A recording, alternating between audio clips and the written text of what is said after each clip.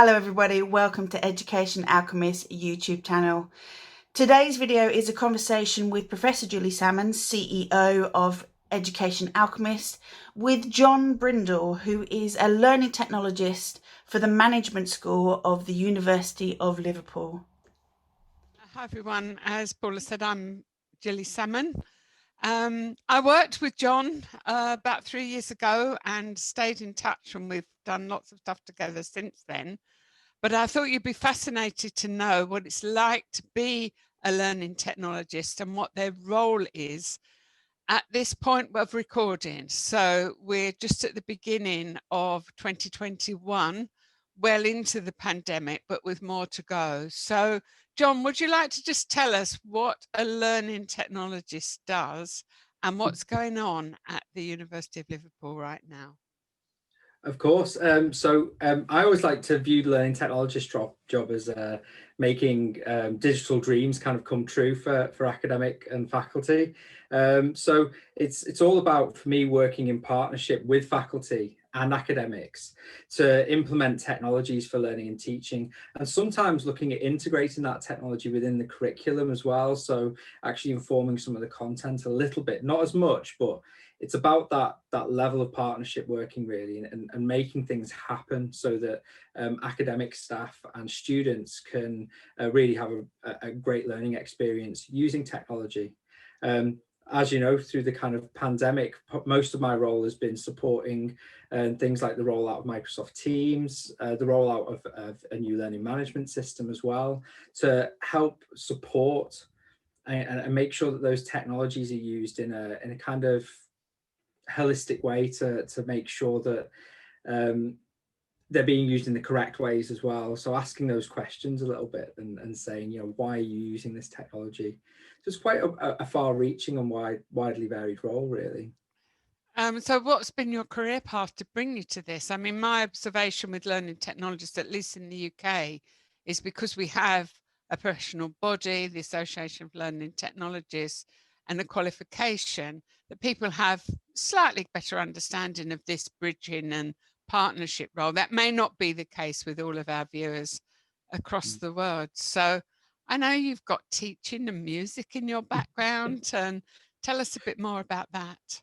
So originally, I actually trained as a multimedia developer, and then I moved into teaching. And because I had private music education, I ended up teaching music for 10 years at sixth form.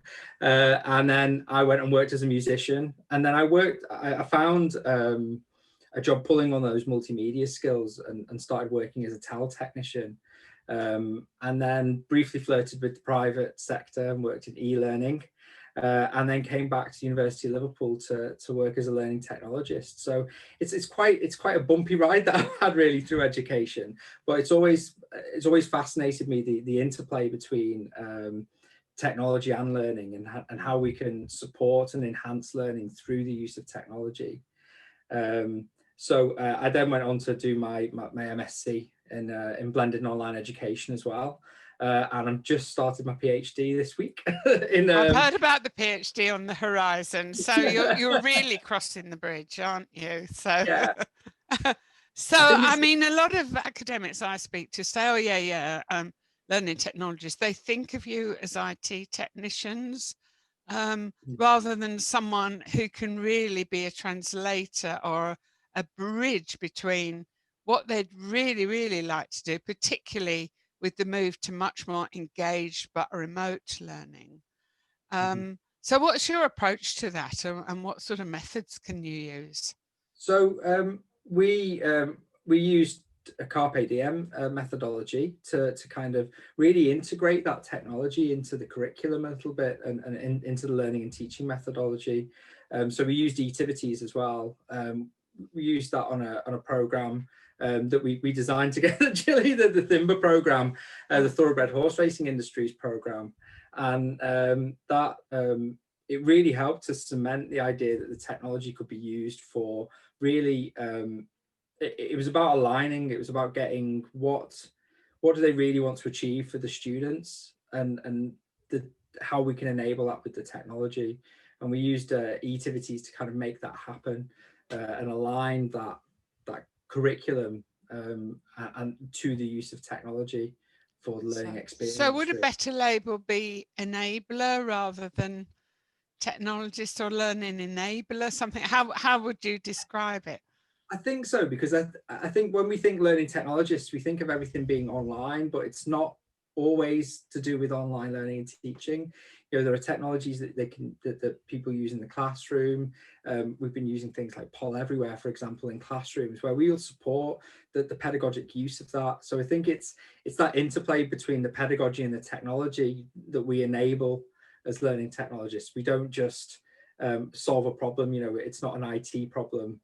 We have computing services teams for that. Right. Yeah, I see. Yeah. So, well, probably the commonest thing when I'm talking to academics and faculty across the world about the use of Carpe Diem learning design methodologies as a partnership approach is always this kind of intake of breath. Oh, yes, but I don't want to lose control of my stuff, my content. I've spent my life's work even sometimes. I mean, how do you go about reassuring them of what you do, adding value rather than their loss of control? It's about sensitivity, really, and it's about placing them. They are the subject matter expert. There is, some of the people that we work with in some of the traditional Russell Group universities are world leaders. Who am I to question their content? It's not my position to do that. No. What I'm there to do is to help them enhance their delivery of that content more than anything. So I think it's about, if they have an idea. So we had an academic who had a crazy idea about using video reflection diaries. So we implemented the technology to support that academic in using those video diary technologies to kind of create analysis of how students were and how they were feeling about the way the program was running. So if you do that, does it mean that it is really, design does become a truly collaborative process? I mean, do you find that people get that once you're underway? I think they do. I think they understand that they can come to us with all sorts of different problems, and I think as well as being an enabler, we're also good problem solvers, learning technologists. If people come to us with a problem, we can normally find an innovative solution to try and support that. So like with the video diaries that we put together, that was we used video robots that would track the students' movement if we needed to, and we ended up recording presentations and all sorts with those things. So it's about those little innovations that you can put in that make the academic member of staff feel empowered by the technology rather than scared of it as well. Yeah, that seems so important to me. So as I said earlier, we're recording this at the beginning of 2021, when we thought we were maybe going into a year where people could take a sigh of relief and perhaps reintroduce some of the ways they used to teach, but doesn't seem to be the case in the foreseeable future. So what you're talking about, the design methodologies, the co-design and collaboration, can that be done quite quickly? Because this is what people are facing at the moment. I think if we've learned anything from the pandemic, it's that technology can be adopted extremely quickly when we want to, and that way of working as a partner with academic and faculty staff is actually quite easy when the pressure's been put on to have to do that. So actually, what we found is that we learned as two learning technologists in the University of Liverpool Management School. We've actually become a big crutch that a lot of our colleagues are leaning on now, and coming to us saying, oh, I'm not quite sure how to do this, or I'm not quite sure how to deliver this, and we'll support and enhance that. And it becomes that it's actually naturally evolved into more of a partnership, and a kind of this co-creation and way of working. Of the workshops we've been doing, the ones where people are looking to do something effective and rapid, we've found storyboarding, which is obviously directly lifted from Carpe Diem methodology, and also E-tivites are the two that have been particularly of interest to people used to doing more face-to-face teaching. Have you found other things to be particularly helpful?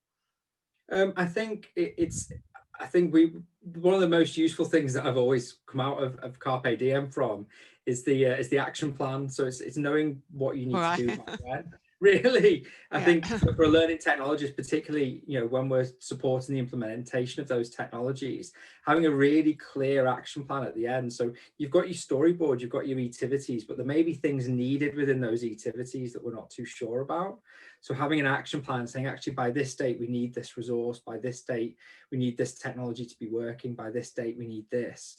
Then actually it gives me a really good structure to enable that. And then I can take away the E-tivites and I can take away the plan and work with the academic to ensure that those things are developed. To be effective. Well, as faculty, we're not always that good at doing action plans. So we probably need some help on that as well. So thank you so much, John. We'd love to stay in touch with you. I know other work we're doing on Education 4.0 and so on has just taken a small back seat for a month or two. But I do wish you and everyone at the University of Liverpool Management School great joy in doing all these fantastic collaborations and transformations. And I'm sure your students across the world are going to benefit enormously. So thank you very much and keep safe. Yes, you too. Bye now. Nice to meet you. Thanks so much for watching. Please go to our website if you'd like to get in touch with us at educationalchemist.com. I'll put in the description box below any information that you might be useful for you in connection with this video, and we look forward to seeing you here again soon.